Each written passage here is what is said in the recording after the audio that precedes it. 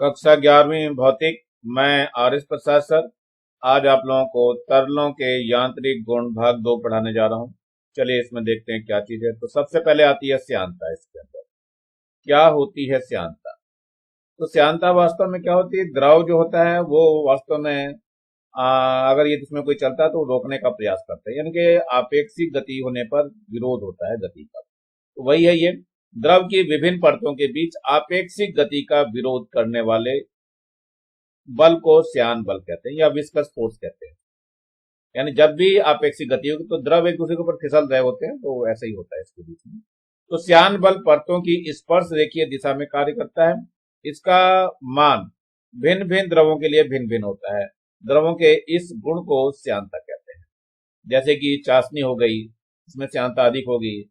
द्रव वैसे हो गया, जल हो गया, उसमें श्यानता कम होती है। तो गाढ़े में श्यानता अधिक हो जाती है और जो हल्का होता है यानी कि डाइल्यूट सोल्यूशन होता है तनोविलियन, उसमें श्यानता कम होती है।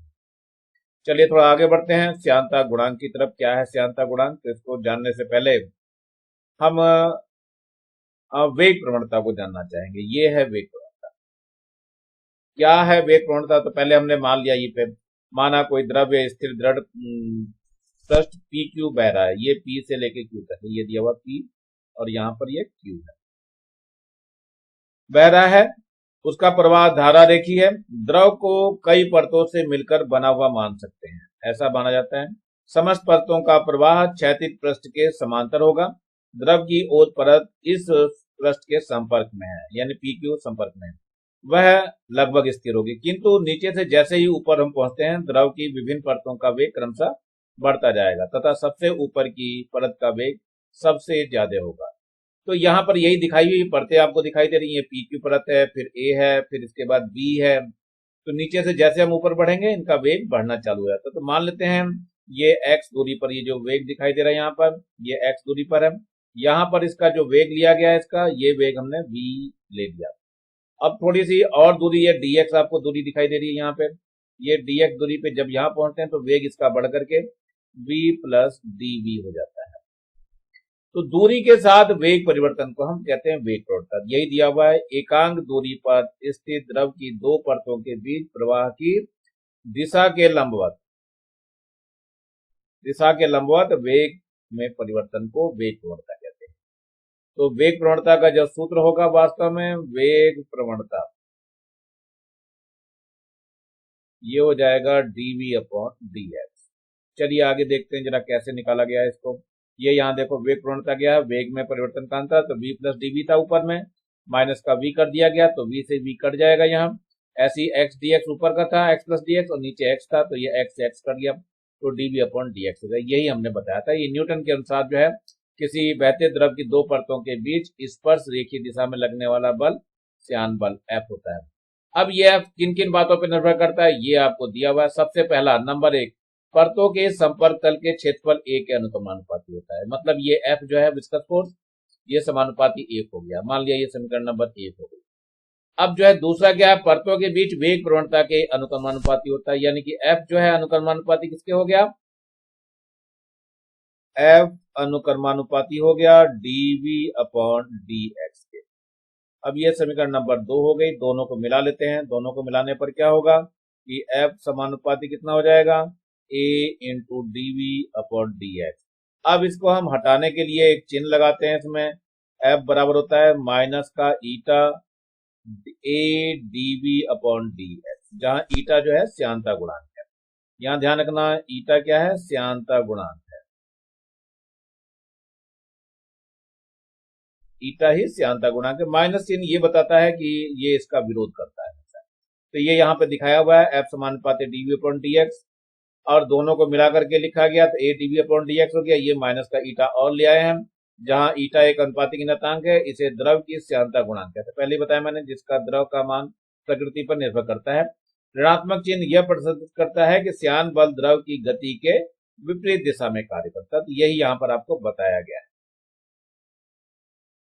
चलिए समीकरण 1 में यदि a का मान हम 1 रख देते हैं, कैपिटल A का मान 1 रखते हैं, तो सूत्र क्या था बच्चों? ये ध्यान रखना, a का मान था माइनस का ईटा a dv अपॉन dx। इस वाले सूत्र में हमने a का मान रख दिया 1, और डीवी अपॉन डीएक्स का मान भी 1 रख दिया, तो एफ का मान जब रखेंगे तो क्या हो जाएगा, एफ बराबर माइनस का एन, और ये भी 1 है, तो ये एफ बराबर कितना हो जाएगा, माइनस का ईटा।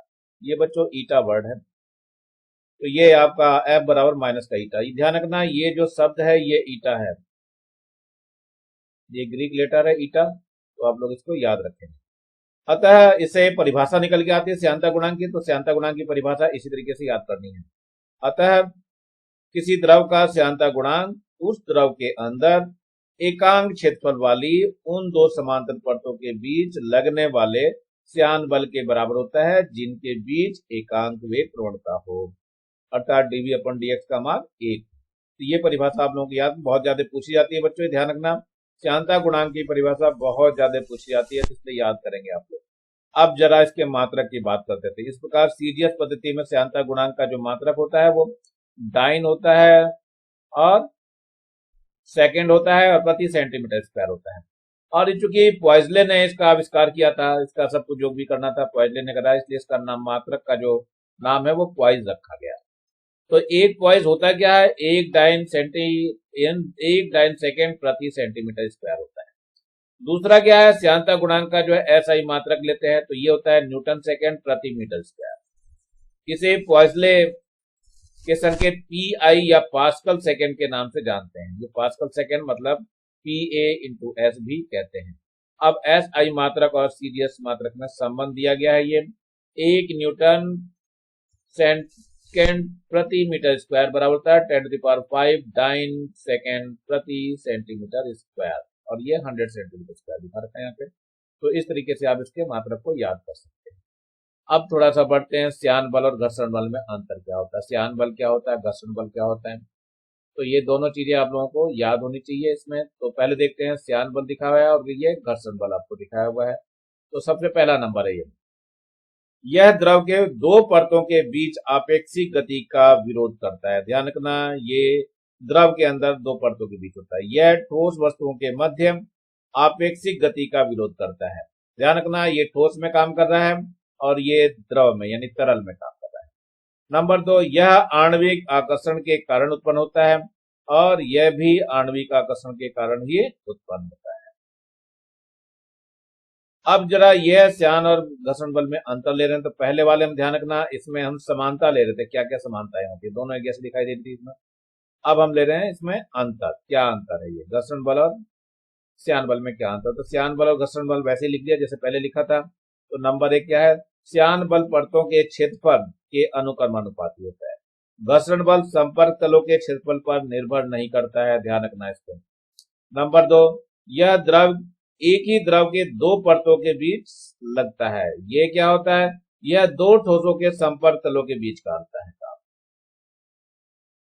अब इसके बाद आता है, यह वेग प्रवणता पर निर्भर करता है, लेकिन यह ठोसों के आपेक्षिक वेग पर निर्भर नहीं करता है।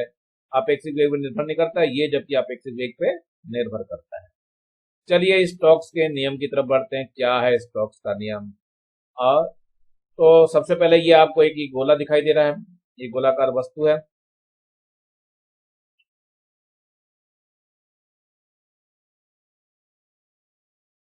ये द्रव के अंदर v वेग से चल रही, यहाँ पर v वेग आपको दिखाई दे रहा है, ये v वेग से चल रही, तो इस पे एक श्यान बल F काम करता है।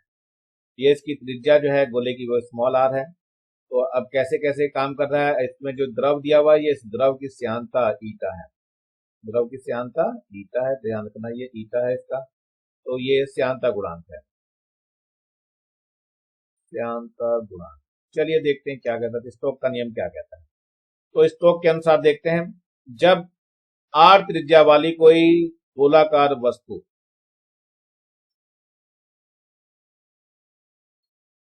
जिसका श्यानता गुणांक n वाले द्रव में नियत वेग v से अगर गति करती है, तो उस पर गति के विपरीत दिशा में एक श्यान बल कार्य करता है, कैपिटल F, जिसका परिमाण निम्न समीकरण से दिया जाता है, यानी F बराबर 6 पाई ईटा आर वी।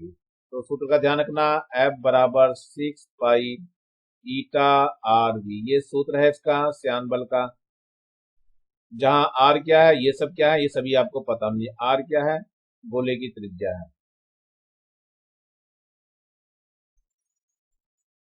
आर गोले की त्रिज्या, v वेग हो गया, और ईटा श्यानता गुणांक मैंने बता ही दिया, ईटा श्यानता गुणांक है। इसे ही स्टोक का नियम कहते हैं। ध्यान रखना बच्चों, ये स्टोक का नियम। अब स्टोक के नियम के लिए कुछ शर्त, कुछ आवश्यक कंडीशन है, ये याद करना। नंबर 1, तरल या द्रव समांगी या श्यान होना चाहिए। नंबर 2, गोलाकार वस्तु का आकार अत्यंत सूक्ष्म हो। नंबर 3, वस्तु दृढ़ तथा उसका पृष्ठ चिकना होना चाहिए। नंबर 4, वस्तु का वेग तरल के क्रांतिक वेग से कम हो। नंबर 5, तरल का विस्तार अनंत हो। तभी जाकर के ये नियम सत्य हो पाता है। चलिए अब इस विधि का जो है, जो हमने नियम बताया अभी, स्टोक्स का नियम जो है, ये इसका निगमन करना है, लेकिन निगमन जो है वो विमीय विधि से करना है। विमीय विधि से क्या करना है? स्टोक के नियम का निगमन। तो ये आपको पहले विमीय विधि बता चुका हूं। इस श्यान बल F हो गया, तरल का श्यानता गुणांक ईटा हो गया, वस्तु की त्रिज्या R हो गई, तथा वस्तु के वेग पे ये निर्भर करता है। यानी F समानुपाती किसके हो गया? F समानुपाती हो जाएगा ईटा की पावर A और R की पावर B और V की पावर C। अब ये ईटा का संबंध हटाते हैं तो यहाँ K आ जाता है। ये K आपका इस समीकरण में लिखा हुआ है, समीकरण नंबर 1 हो गई। अब क्या करा हमने? इन सब की विमाएं रख दी गई। K तो नियतांक, इसकी कोई विमा नहीं, तो सबसे पहले ईटा श्यानता गुणांक की ये विमा लिखी हुई है, इसकी पावर A कर दी गई। फिर त्रिज्या है, ये L हो गया, इसकी विमा ये हो गई। और ये वेग है, वेग का LT-1 होता है, इसके ऊपर ये पावर C हो गई। पहले के ऊपर पावर A, फिर B, फिर C। फिर इसके बाद अंदर पावरों की गुणा कर दी गई और फिर इसको सही कर लिया गया। M की पावर ये है, A आपका F है, बल है, बल क्या होता है? MLT-2 होता है। दोनों तरफ की विमाओं की तुलना कर दी। तो यहाँ सबसे पहले हमें A बराबर 1 मिल रहा है। A कहां पर? ये M के ऊपर है पावर, यहाँ पर M के ऊपर पावर, दोनों बराबर हो गई। फिर इसके बाद दूसरी जो है पावर वो ये दी हुई है, ये वाली पावर इसमें 1 के बराबर ही होगी, L के ऊपर है, तो ये 1 के बराबर कर दी गई, समीकरण नंबर 2 हो गई। अब इसके बाद जो तीसरी दिखाई दे रही है वो t की पावर -a -c या t की पावर -2 है, तो ये दोनों मिलाकर के a प्लस c का मान ये हो गया। तो समीकरण ये आपकी मिल गई है। अब क्या करना है? ये मान धर देना है। तो a का मान जो 1 आया था यहाँ पे मान धर दिया गया, तो c का मान भी 1 आ गया। तो ध्यान रखना, a का मान निकल चुका है, अब c का मान निकल चुका है। अब किसी एक समीकरण में धर दो, b का मान निकल, तो -1 हो गया a का मान, प्लस b प्लस का c का मान 1 हो गया, बराबर 1 हो गया। तो 1 से 1 कट जाएगा और b का मान 1 आ जाएगा।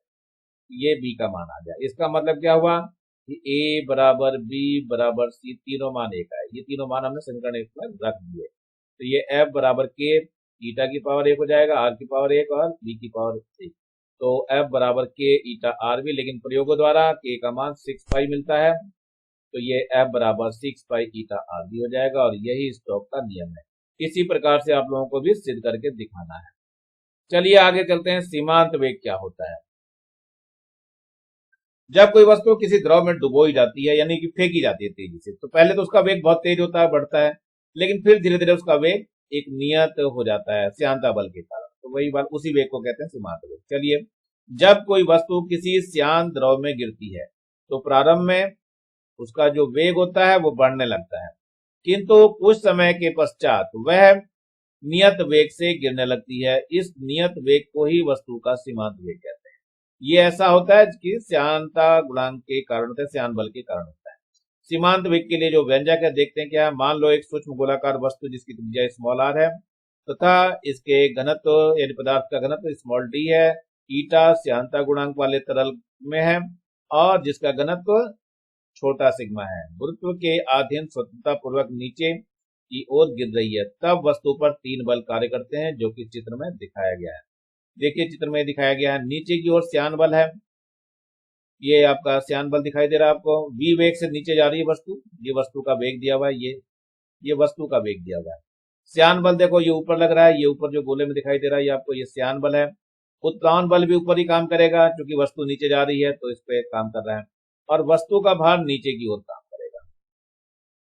तो श्यान बल का मान 6 पाई ईटा r भी होता है, ये हमने पहले पढ़ लिया है। ये इसमें गोले की त्रिज्या हमने स्मॉल r ले लिया। और जो उत्प्लावन बल लगता है वस्तु द्वारा हटाए गए द्रव का भार है, तो वो होता है 4/3 पाई r क्यूब छोटा सिग्मा और g हो जाएगा। अब तीनों चीजें दिखाई देगी, तो इन दोनों का योगफल किस किस का? श्यान बल और उत्प्लावन बल का योगफल वस्तु के भार के बराबर हो जाएगा। जरा देखते हैं इसको लिख करके हम। श्यान बल है और क्या क्या था यहाँ पे, देखो फिर से श्यान बल है और उत्प्लावन बल है, तो उत्प्लावन बल को भी प्लस कर लेते हैं हम यहाँ पे।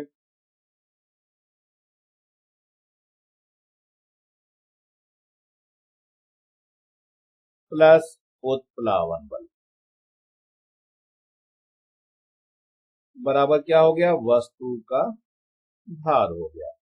चलिए श्यान बल तो होता है 6 पाई ईटा आर बी, प्लस उत्प्लावन बल जो हमने देखा अभी दिखा करके, देखो यहाँ पे उत्प्लावन बल जो लिखा गया था, ये उत्प्लावन बल है हमारे पास 4/3 पाई आर क्यूब। ये वास्तव में द्रव द्वारा हटाए गए जल का भार है, यानी जो भी द्रव इसमें से हट रहा है, तो आयतन गुणा घनत्व होता है, तो ये तो आयतन हो गया 4/3 पाई आर क्यूब, और घनत्व और ले लिया गया, गुरुत्व त्वरण से उसका भार हो गया, तो 4/3 पाई आर क्यूब और छोटा सिग्मा जी हो जाएगा। चलिए देखते हैं, ये हो जाएगा 4/3 पाई आर क्यूब, और ये छोटा सिग्मा, और आयतन हो गया गुणा घनत्व हो गया, और गुरुत्वीय त्वरण और आ गया।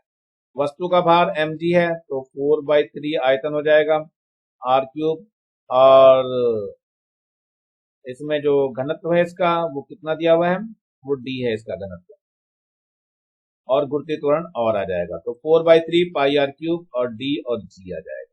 ये वस्तु का भार, यानी कि भार आयतन गुणा घनत्व से, ये पूरा आयतन दिखाई दे रहा, फिर ये घनत्व हो गया और ये गुरुत्वीय त्वरण हो गया।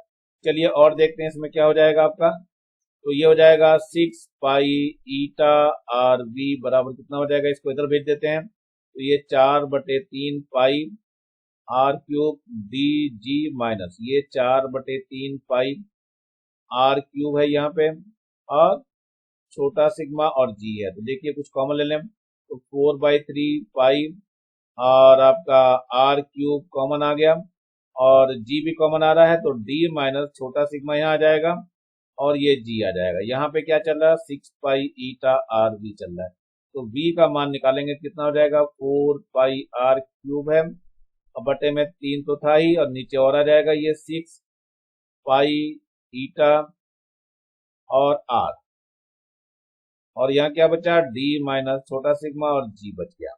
तो देखो पाई से तो पाई कट जाएगा, 2 × 2 2 दूनी 4, और 2 3 6, और एक आर भी कट जाएगा, तो v बराबर कितना हो जाएगा, 2/9 हो गया, यहाँ पे 3 3 9, और एक आर स्क्वायर बच जाएगा, और बटे में कितना है ये ईटा, और 2/9 आर स्क्वायर ईटा, और साथ में क्या बचा, डी माइनस सिग्मा और जी बच जाएगा। चलिए देखते हैं जरा आगे। ये इस प्रकार सूत्र आ गया है, ये सूत्र आप लोगों को याद रखना है, ये सूत्र आपको जो दिखाई दे रहा है लिखा हुआ, ये सूत्र आपको तैयार रखना है, इसका बहुत ज्यादा प्रचलन रहेगा। चलिए देखते हैं इसी सूत्र को फिर से, जो बुक में दिया हुआ है। वस्तु का भार देखो W है, और ध्रुवाधर नीचे की ओर बताया था मैंने, जहां W बराबर mg है, और द्रव्यमान बराबर होता है आयतन गुणा घनत्व, गुरुत्वीय त्वरण ये g हो गया, तो आयतन का कितना होता है मान, 4/3 पाई आर क्यूब, ये लिखा गया 4/3, और d है गुरुत्वीय, d घनत्व हो गया, और g इसका गुरुत्वीय त्वरण हो गया। नंबर 2 जो है श्यान का उत्प्लावन बल, ऊपर की ओर लगा रहे, तो उत्प्लावन बल क्या होगा, वस्तु द्वारा हटाए गए द्रव का भार, द्रव में क्या आ जाएगा, आयतन गुणा घनत्व हो जाएगा, तो ये आयतन हो गया, ये घनत्व हो गया, गुरुत्वीय त्वरण हो गया। श्यान बल को हमने बताया था 6 पाई ईटा आर बी से निकालते हैं, ये सूत्र आपको दिया हुआ है, v वस्तु का वेग है, और वस्तु का सीमांत वेग है वैसे, और उस पर नेट बल जो है वो शून्य होता है, अतः क्या हो गया, वस्तु का जो भार है वो श्यान बल और उत्प्लावन बल के बराबर हो जाएगा। वही हमने लिखा था, वस्तु का भार यहाँ पे 4/3 पाई आर क्यूब डी जी आ जाएगा, और ये 6 पाई ईटा आर बी, और 4/3 पाई आर क्यूब सिग्मा जी, ये दोनों मान रख दिए गए, इसको सॉल्व करेंगे, सॉल्व करने के बाद ये मैंने दिखाई दिया था, आपका आ गया था, यही सीमांत वेग के लिए व्यंजक है, तो आपको अच्छी तरीके से याद करना है। इससे अगर ईटा का मान निकाल लेते हैं, तो 2r² 9 हो जाएगा, डी माइनस सिग्मा, और जी अपॉन वी आ जाएगा। अब इस प्रकार क्या हो जाएगा, आर डी और सिग्मा वी के मान ज्ञात हो, तो समीकरण की सहायता से क्या होता है, तरल का श्यानता गुणांक आसानी से ज्ञात किया जा सकता है। तो ये हमारे पास विधि है।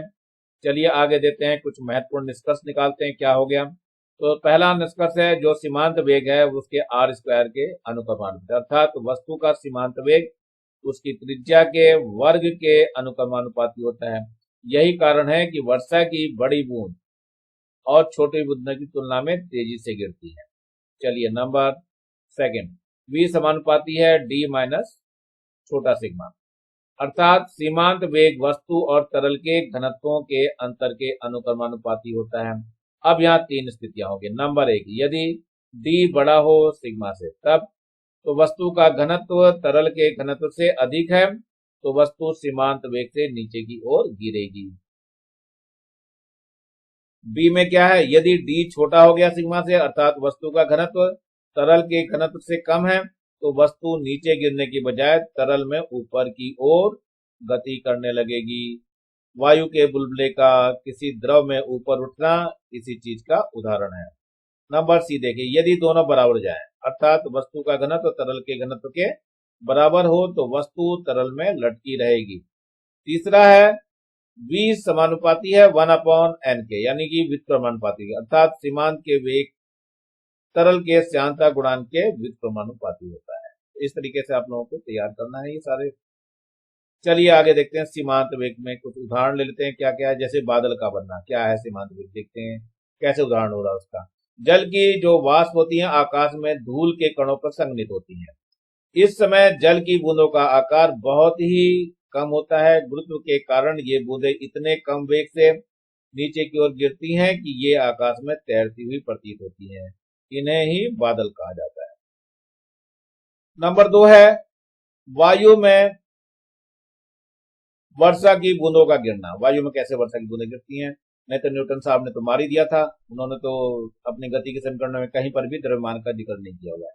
तो चलिए, द्रव्यमान का कुछ तो फर्क पड़ता है। जब वर्षा की बूंदें वायु में गिरती हैं तो प्रारंभ में ये बूंदें गुरुत्व बल के कारण त्वरित होती हैं। ज्यों ज्यों इनका वेग बढ़ने लगता है, इसकी विपरीत दिशा में कार्य करने वाले मंदक बल यानी श्यान बल का मान भी बढ़ता जाता है। एक स्थिति ऐसी आती है जबकि किसी बूंद का कार्यरत श्यान बल के उत्प्लावन बल के तथा उसके गुरुत्व बल के बराबर हो जाता है। इस समय वर्षा की बूंद नियत वेग प्राप्त कर लेती है। इसी वेग को हम सीमांत वेग कहते हैं और इसी से ही वो नीचे की ओर गिरने लगती है। नंबर 3 है, ये पैराशूट की सहायता से सैनिक नीचे गिरते हैं। कैसे बढ़ता है देखो, तो जब कोई सैनिक पैराशूट लेकर के वायुयान से नीचे कूदता है तो प्रारंभ में उसका त्वरण गुरुत्वीय त्वरण के बराबर होता है। पैराशूट के खुलने पर उसका त्वरण कम होने लगता है। पैराशूट के पूरा खुलने पर त्वरण का मान बहुत ही कम हो जाता है। इस प्रकार जब सैनिक वायुयान से नीचे कूदता है तो प्रारंभ में उसका वेग तेजी से बढ़ता है और बाद में धीरे धीरे बढ़ता है। वायु की श्यानता के कारण कुछ समय पश्चात त्वरण शून्य हो जाता है। अतः सैनिक नियत वेग अर्थात सीमांत वेग से गिरते हुए पृथ्वी पर सकुशल वापस आ जाता है। तो ध्यान रखना बच्चों, इस तरीके से पैराशूट काम करता है। अब देखते हैं धारा रेखी प्रवाह क्या होता है। ये धारा रेखी प्रवाह दिखाया, यदि एक धारा सीधी रेखा में द्रव बह रहा है, इसमें हर एक जगह वेग इसका समान रहता है, तो वही है, उसी को बताया जाएगा यहाँ। जब कोई तरल पदार्थ किसी प्रकार प्रभावित होता है कि इस प्रकार प्रभावित होता है कि किसी निश्चित बिंदु से गुजरने वाला प्रत्येक तरल कण उस मार्ग का अनुसरण करता है जिसका अनुसरण उस बिंदु से गुजरने वाले पूर्ववर्ती कण ने किया था, तो इस तरल के इस प्रवाह को धारा रेखी प्रवाह कहते हैं। धारा रेखी प्रवाह को अपरिवर्ती प्रवाह भी कहते हैं, यानी स्टडी फ्लो कहते हैं। तो चलिए, दिखा रखा चित्र में आप लोगों को, जो जो यहाँ द्रव बह रहा है वो समान वेग से चल रहा है, हर एक जगह समान ही है। अब धारा रेखी की कुछ विशेषताएं बताई गई हैं। तो धारा रेखी के किसी बिंदु पर खींची गई रेखा उस बिंदु पर तरल के कण के वेग को प्रदर्शित करता है। नंबर 2, दो धारा रेखाएं एक दूसरे को नहीं काटती हैं। यदि दो धारा रेखाएं एक दूसरे को काटती हैं तो कटान बिंदु पर दो स्पर्श रेखाएं खींची जा सकती हैं, अर्थात कटान बिंदु पर वेग की दो दिशाएं होंगी जो संभव नहीं है। नंबर 3 पे देखते हैं क्या दिया हुआ है। ये रहा नंबर 3, धारा रेखा के भिन्न भिन्न बिंदुओं पर वेग भिन्न भिन्न हो सकते हैं, किंतु किसी बिंदु विशेष से गुजरने वाले समस्त कणों का वेग वही होता है, ये नहीं बदलता। अर्थात धारा रेखी प्रवाह में किसी तरल का किसी बिंदु पर वेग समय के साथ अपरिवर्ती रहता है। नंबर 4, धारा रेखा की आकृति सरल रेखीय या वक्रीय होती है। धारा रेखी नली धारा रेखाओं से निर्मित काल्पनिक नली को धारा रेखी नली कहते हैं। जैसा कि चित्र में दिखाया गया, चित्र भी देख लेते हैं। ये रही धारा रेखी नली, तो इसके अंदर जो द्रव बह रहा वो धारा रेखी प्रवाह से बह रहा। तो इस नली के एक सिरे से जितना तरल प्रवेश करता है, दूसरे सिरे से उतना ही तरल बाहर निकल जाता है। इस नली की दीवारों से होकर तरल ना तो उसमें प्रवेश कर सकता है और न ही बाहर जा सकता है। तो दीवार पूर्णतः प्रतिबंधित है। चलिए आगे देखते हैं धारा रेखी प्रवाह और क्षुद्र प्रभाव क्या होता है। क्षुद्र प्रभाव का मतलब रुक रुक के इधर उधर बहना। तो नंबर 1 हो गया, देखो इस प्रवाह में किसी बिंदु से गुजरने वाला प्रत्येक कण का वेग वही रहता है और प्रत्येक कण आगे जाने वाले कण का पथ का अनुगामी होता है, यानी अनुसरण करता है। और विद्युत में इस प्रकार के प्रवाह में किसी बिंदु से गुजरने वाला प्रत्येक कण का वेग जो है वो भिन्न भिन्न होता है। ये आपको ध्यान रखना है। नंबर 2 में देखते हैं क्या है ये। इस प्रवाह में कण का वेग क्रांतिक वेग से कम अथवा बराबर हो सकता है, इससे ज्यादा नहीं होता है। इससे ज्यादा होने पर क्षुद्र प्रवाह बन जाएगा। तो इस कण में क्या होगा,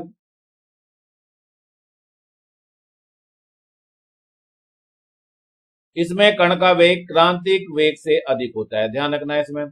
अब ये नंबर 3 है। इस प्रवाह में कण का वेग सरल रेखीय या वक्रीय हो सकता है, दोनों हो सकते हैं। अब यहाँ पे क्या है, कणों का मार्ग अनियमित एवं टेढ़ा मेढ़ा होता है। इसमें प्रत्येक बिंदु पर तरल का दाब तथा घनत्व नियत रहते हैं इसमें। और यहाँ पे प्रत्येक बिंदु पे क्या होता है, तरल का दाब भिन्न भिन्न होता है तथा घनत्व भी भिन्न भिन्न हो सकते हैं। कुछ परिभाषाएं देख लेते हैं क्या है। सबसे पहले आता है श्यान द्रव। क्या है परिभाषा, उस द्रव को श्यान द्रव कहते हैं जिसमें श्यानता होती है। सीधी सी परिभाषा है। अश्यान क्या होता है, नॉन विस्कस लिक्विड। उस द्रव को अश्यान कहते हैं जिसमें श्यानता नहीं होती है। नंबर 3, असंपीड्य द्रव। उस द्रव को असंपीड्य द्रव कहते हैं जिसका आयतन या घनत्व प्रवाह के दौरान नियत रहता है। अधिकांश द्रव लगभग असंपीड्य होते हैं क्योंकि उनको दबाने से उनका घनत्व अथवा आयतन में नगण्य परिवर्तन होता है।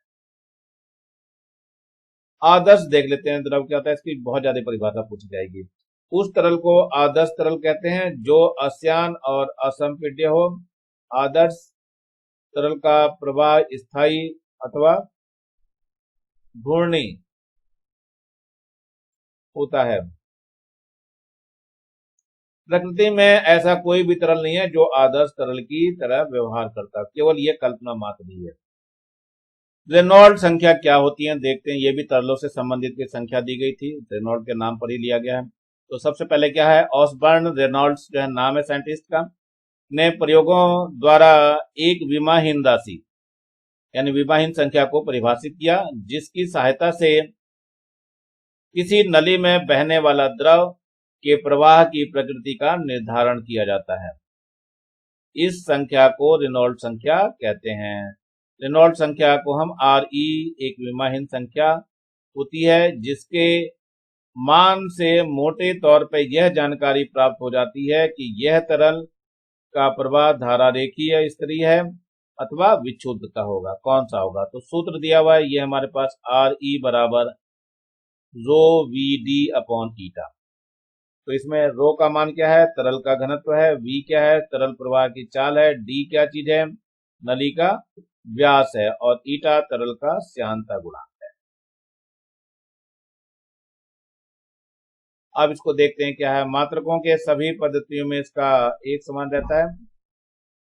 तो रेनॉल्ड संख्या RE से जानकारी प्राप्त होती है। RE पर पहले नंबर, RE का मान 1000 से कम है तो तरल प्रवाह धारा रेखीय स्तरीय होगा। नंबर 2, RE का मान अगर 2000 से अधिक है तो तरल का प्रवाह विक्षुब्ध होगा। यदि RE का मान 1000 और 2000 के बीच है तो द्रव का प्रवाह अस्थायी होता है। इस स्थिति में तरल का प्रवाह स्तरीय प्रवाह से विक्षुब्ध प्रवाह, इसके विपरीत विक्षुब्ध प्रवाह से स्तरीय प्रवाह की ओर हो सकता है। तो R बराबर रो V अपॉन ईटा D आ जाएगा। तो इसमें मान रख दिया हम लोगों ने। तो क्या हो जाएगा, rho V square upon eta V D हो जाएगा। तो यहाँ ए से ऊपर नीचे हमने गुणा कर दिया, देखो ध्यान से। तो आर का मान जो आ जाएगा कितना, rho A V square upon eta A V two D. अब ये क्या कर रहा है यहाँ पे, देखो ध्यान से, R rho A V square बराबर हो जाएगा A V rho into V, एकांक समय में बहने वाले तरल का आयतन गुणा घनत्व गुणा वेग। तो एकांक समय में बहने वाले तरल का वेग गुणा जड़त्व गुणा संवेग, ये सब ले लिया हमने, द्रव्यमान और गुणा संवेग। अब संवेग परिवर्तन की दर बराबर जड़त्वीय तथा ईटा ए वी अपॉन डी श्यान बल के बराबर हो जाएगा। अतः समीकरण 2 में रेनॉल्ड संख्या जड़त्वीय द्रव्यमान बटे श्यान बल होता है। इस प्रकार रेनॉल्ड संख्या जड़त्वीय बल और श्यान बल के अनुक्रमानुपाती होती है, ये आपको याद रखना है। चलिए देखते हैं सांत्यत समीकरण क्या होती है। ये सांत्यत लिखा हुआ है, सांत्यत समीकरण होती क्या है इसके बारे में, इक्वेशन ऑफ कंटिन्यूटी बोलते हैं। तो आप देख लेते हैं क्या चीज है ये। तो ये जब कोई आदर्श द्रव अर्थात असंपीड्य अश्यान द्रव किसी असमान अनुप्रस्थ परिच्छेद वाली नली में धारा रेखीय प्रवाह से बहता है, तो उस नली के प्रत्येक स्थान पर अनुप्रस्थ परिच्छेद का क्षेत्रफल और द्रव्यमान के प्रवाह के वेग का गुणनफल सदैव नियत रहता है, मतलब बराबर रहता है, बदलता नहीं। इसे अविरतता का सिद्धांत भी कहते हैं। ध्यान रखना बच्चों, ये एग्जाम में नाम बहुत पूछा जाता है, अविरतता का सिद्धांत क्या है। तो ये सिद्धांत अलग से भी नोट करके रखेंगे आप लोग, अविरतता का सिद्धांत क्या है।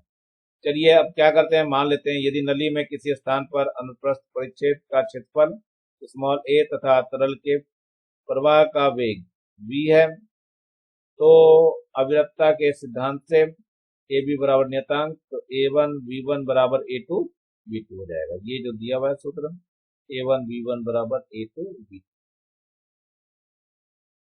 जहां वी वन क्या है, क्षेत्रफल ए वन वाले परिच्छेद तल पर तरल का वेग तथा वी टू बराबर ए क्षेत्रफल वाले परिच्छेद तरल का वेग है।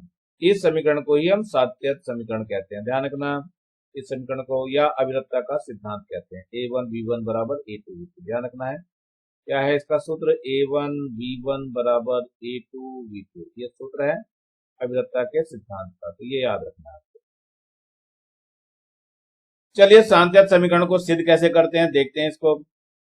तो पहले ये प्रूफ ले रहे हैं हम। मान लेते हैं कोई आदर्श द्रव असमान अनुप्रस्थ परिच्छेद वाली नली ए बी में धारा रेखीय प्रवाह से बह रहा है। इसके ए सिरे पर अनुप्रस्थ परिच्छेद का क्षेत्रफल स्मॉल ए वन तथा द्रव का वेग स्मॉल वी वन है। इसी तरह बी सिरे पे अनुप्रस्थ परिच्छेद का क्षेत्रफल ए टू तथा द्रव का वेग वी टू है। तो द्रव्यमान का घनत्व डी ले रखा हमने। तो अब क्या हुआ, ए सिरे से यानी इस सिरे से कितना द्रव प्रवेश कर रहा है, तो आयतन गुणा ये क्षेत्रफल हो जाएगा, ये मतलब ए हो गया क्षेत्र, ये क्षेत्रफल और गुणा इसका वेग हो जाएगा, तो ये हो जाएगा ए वन बी वन। अब यहाँ से ए सिरे से प्रति सेकंड पड़ने वाले द्रव्यवेश के हम प्रवेश कर रहा है उसका, जो भी द्रव प्रवेश कर रहा है उसका हमें द्रव्यमान चाहिए। तो आयतन गुणा घनत्व से निकलेगा, आयतन ए वन बी वन निकला है अभी, और डी से घनत्व हो जाएगा। इसी प्रकार दूसरे सिरे से निकलने वाले A two V two into D.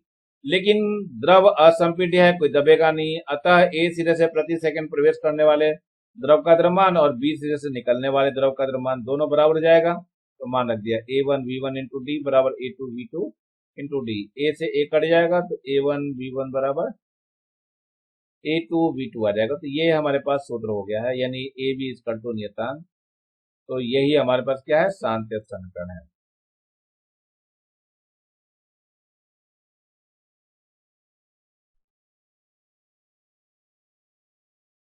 अब यहाँ पे एक चीज खास नजर आ रही है, इस समीकरण जो एक देखिए ये समीकरण है जो आपकी, इसमें खास बात है कि ए बी इक्वल टू नियतांक हो गया, तो इससे अगर बी का मान निकलते तो वन अपॉन ए आ जाता है।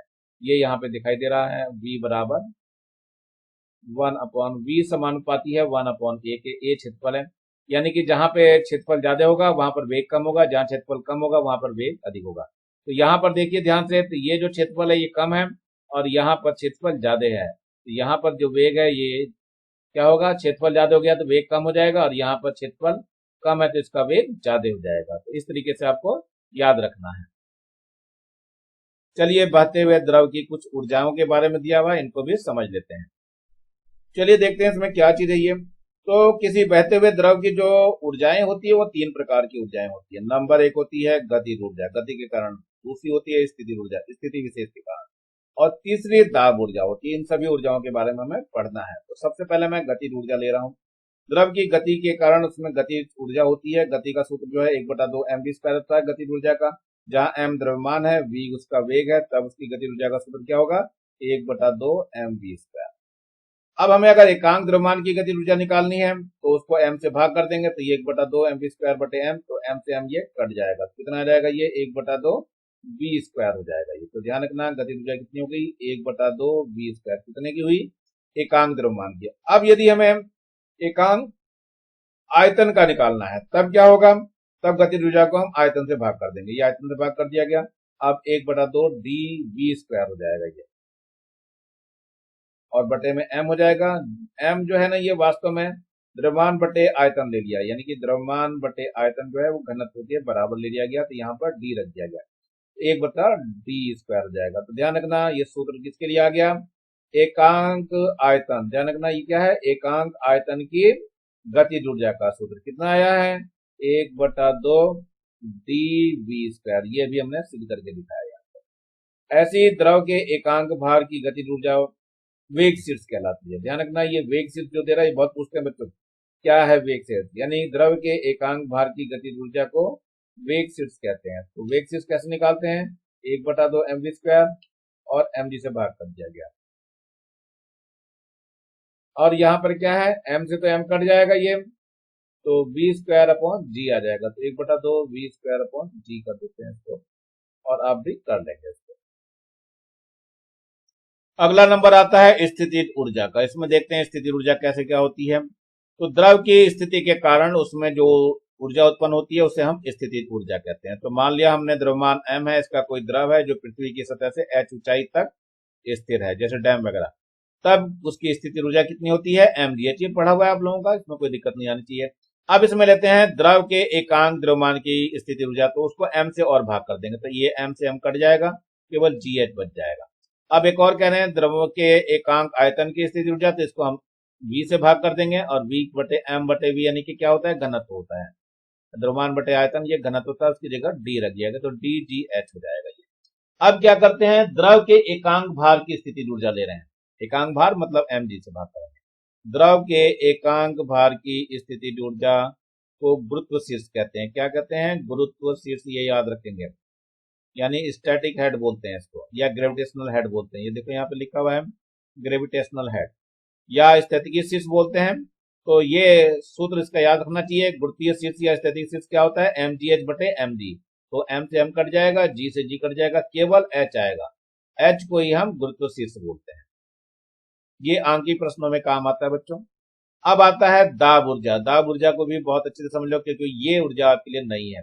द्रव के प्रवाह के लिए उस पर आरोपित दाब किया जाता है।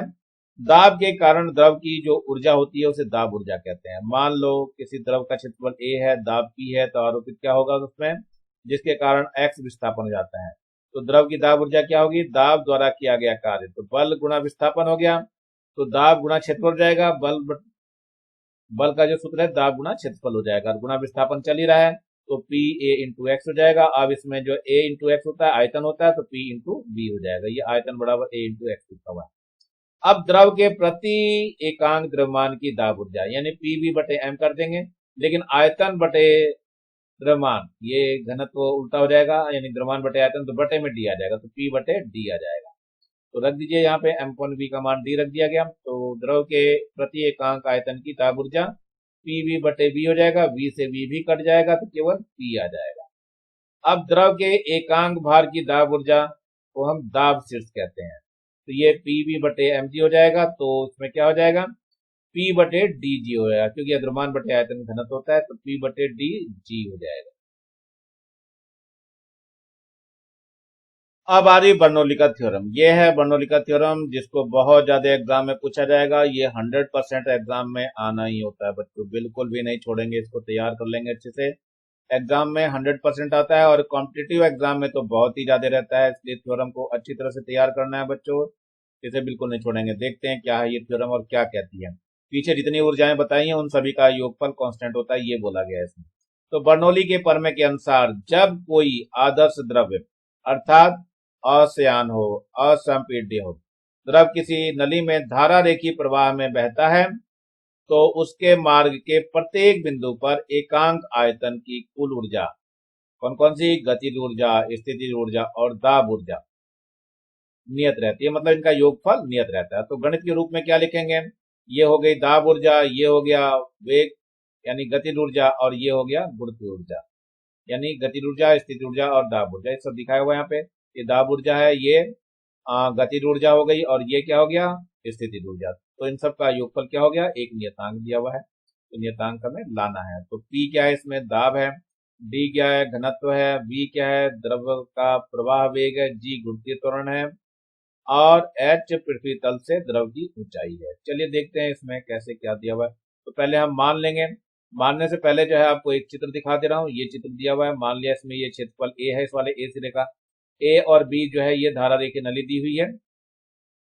इसमें यहाँ पर अनुप्रस्थ काट का क्षेत्रफल है जो है A1 है और यहाँ पे अनुप्रस्थ काट का क्षेत्रफल A2 है। वेग यहाँ पर V1 है, यहाँ पर वेग इसका V2 है और यहाँ पर जो है दाब जो है वो P1 है, यहाँ पे जो दिखाई दे रहा है ये दाब यहाँ पर P2 है देखो। और ऊंचाई जो है ये H1 यहाँ दी हुई है और यहाँ पर ऊंचाई H2 दी हुई है। तो इन्हीं सब का वर्णन हमें लेकर के चलना है। जरा देखते हैं, पहले माना में लिख लेते हैं हम लोग। तो माना वाली बात हम कर लेते हैं पहले। चलिए माना की तरफ ये प्रमाण हम लेना चालू करते हैं। मान लिया ए बी असमान परिच्छेद वाली एक नली है जिसमें डी घनत्व वाला कोई द्रव बह रहा है धारा रेखीय प्रवाह में और माना कैपिटल ए सिरे पे द्रव का वेग v1, दाब p1 तथा अनुप्रस्थ परिच्छेद का क्षेत्रफल स्मॉल a1। इसी तरह से बी सिरे पर द्रव का वेग v2, दाब p2 तथा अनुप्रस्थ परिच्छेद का क्षेत्रफल a2 है।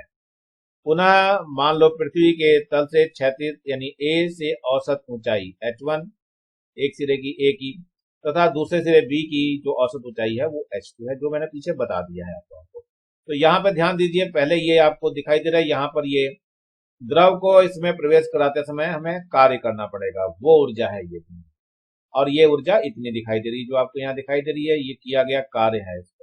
नेट कार्य यहाँ से जितना प्रवेश करेगा उस पे कार्य और यहाँ से जो निकल जाएगा इसके द्वारा किया गया, दोनों को माइनस कर देंगे तो ये कार्य निकल के आएगा।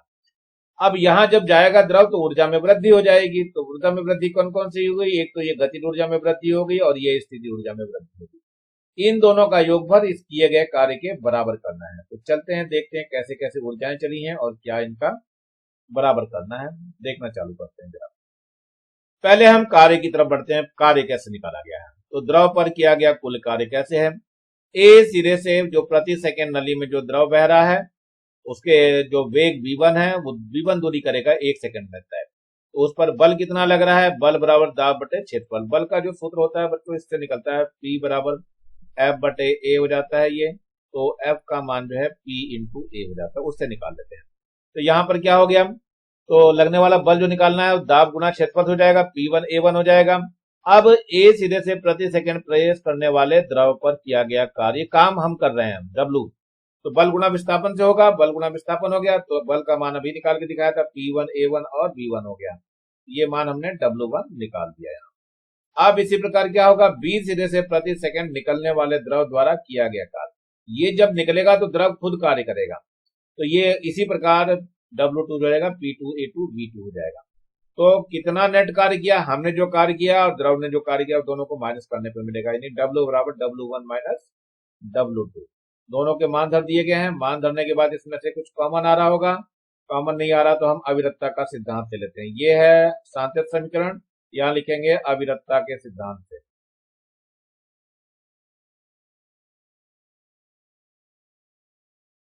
क्या है अविरतता का सिद्धांत, A1 V1 बराबर A2 V2 और इसमें D से गुणा कर देंगे तो ये घनत्व द्रव्यमान के बराबर हो जाएगा। तो चलिए ये D इसके नीचे आ जाएगा, यानी क्या सूत्र बन जाएगा, A1 V1 बराबर A2 V2 बराबर हो जाएगा M/D। तो ये देखो ध्यान से, ये सूत्र आपको निकाल दिया गया, M/D हो गया। ये मान हमने इसमें रख दिया है, किस वाले में, इस समीकरण नंबर 1 में रखा गया। तो ये किया गया नेट कार्य हमें निकल जाएगा। तो W बराबर कितना हो जाएगा, देखो P1 M/D minus P2 M/D। तो P1 माइनस P2 और ये M/D आ गया। तो W का जो कार्य आया वो कितना आया, P1 माइनस P2 और साथ में एम अपॉन डी आ गया। यही कार्य हमने वहां पर दिखाया था लिख करके, चित्र में हमने यही दिखा रखा है। एक बार फिर से देख लीजिए, ये चित्र में हमने इसको दिखा रखा, ये कार्य हमने किया है। ये सारा का सारा कार्य किसमें हो जाएगा, ऊर्जाओं में वृद्धि के काम हो जाएगा। गतिज ऊर्जा में इतनी वृद्धि हो रही है और स्थिति ऊर्जा में ये वृद्धि हो रही है, इन दोनों के योगफल के बराबर हो जाएगा।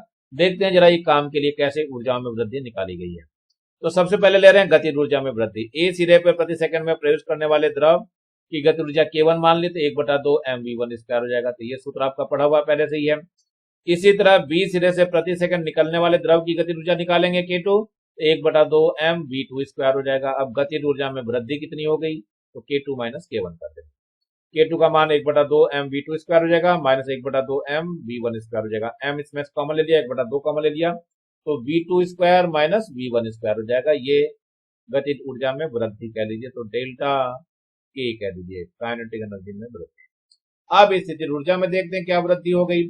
ए सिरे से प्रति सेकंड में प्रवेश करने वाले द्रव की स्थितिज ऊर्जा U1 ले ली, mgh1 चलेगा क्योंकि ऊंचाई इसकी h1 थी। देखो ध्यान से, यहाँ ये h1 ऊंचाई है और यहाँ पर h2 ऊंचाई है, तो दोनों ही ऊर्जाओं को निकाल लेंगे हम। देखते हैं यहाँ पे, तो ये हो गया h1, ये h1 ले लिया गया है, तथा बी सिरे से प्रति सेकंड निकलने वाले द्रव की स्थितिज ऊर्जा U2 ले लेंगे, तो mgh2 हो जाएगा क्योंकि ऊंचाई उसकी h2 है। लेकिन h2 बड़ा है h1 से, तो क्या होगा, द्रव की स्थितिज ऊर्जा में वृद्धि हुई। कितनी हुई, U2 माइनस U1 से निकल जाएगा, तो mgh2 माइनस mgh1। mg तो कॉमन आ गया दोनों में से, और h2 माइनस h1 आ जाएगा, तो डेल्टा ये U के बराबर हो गया। यानी जो हमने वर्क किया था, अब वो किसके बराबर करेंगे, डेल्टा के ई प्लस डेल्टा यू के बराबर करेंगे और इसको बराबर लिख देंगे। चल तो देखते हैं क्या होता है इसमें, ये हम निकालना चालू करते हैं। ये दिया हुआ है, तो ऊर्जा संरक्षण के नियम के अनुसार क्या होगा, द्रव पर किया गया कुल कार्य द्रव की गति ऊर्जा में वृद्धि प्लस द्रव की स्थिति ऊर्जा में वृद्धि के बराबर होगा। तो हमने ये कार्य निकाल दिया था और ये भी निकाल दिया था, और ये भी दोनों मान हमने रख दिया। अब इसमें कुछ करना पड़ेगा, देखते हैं क्या होता है। वास्तव में देखो, इसमें के सब में के m कॉमन ले लीजिए तो काट देंगे, तो ये m कॉमन आ जाएगा, ये भी कॉमन आएगा और ये भी m कट जाएगा। d की इधर गुणा कर दीजिए, तो ये आ जाएगा P1 माइनस P2 बराबर 1/2। d की इधर गुणा कर रहे हैं तो यहाँ d हो जाएगा V2 का स्क्वायर माइनस V1 का स्क्वायर है, प्लस यहाँ पे d g है और h2 माइनस h1 है। अंदर और गुणा कर दीजिए, तो P1 माइनस P2 बराबर कितना हो जाएगा, 1/2 d V2 square minus 1/2 d V1 का स्क्वायर, प्लस इसमें कितना हो जाएगा, d g h2 minus d g h1। अब जो है जितने 1 वाले हैं सबको इधर लेते हैं, जितने 2 वाले हैं उधर ले आते हैं। 1 वालों को हम लेफ्ट हैंड साइड ले गए, यहाँ P1 है प्लस देखो ये 1 वाला ये है, तो इसको लेकर के आते हैं तो प्लस हो जाएगा, तो 1/2 d V1 स्क्वायर हो जाएगा, प्लस इसको भी इधर ले आओ तो ये आ जाएगा d g h1 हो जाएगा बराबर P2 को इधर ले जाओ तो यहाँ हो जाएगा P2 प्लस 1/2, या प्लस पहले ही पड़ा हुआ है, d V2 का स्क्वायर, प्लस एक और देखिए ये है d g h2। इसका मतलब क्या हुआ, P plus 1/2 d V square plus D G H बराबर नियतांक हो गया। और यही बर्नौली की फर्म है, हमारी यही बर्नौली का फर्म है। इसको आसानी से अच्छी तरह से कर लेंगे बच्चों। ये एग्जाम में 100% मैं बार बार बता रहा हूँ, एग्जाम में ये जरूर आएगा और बड़े नंबर में आएगा, तो आप लोगों को ये करना बहुत जरूरी है।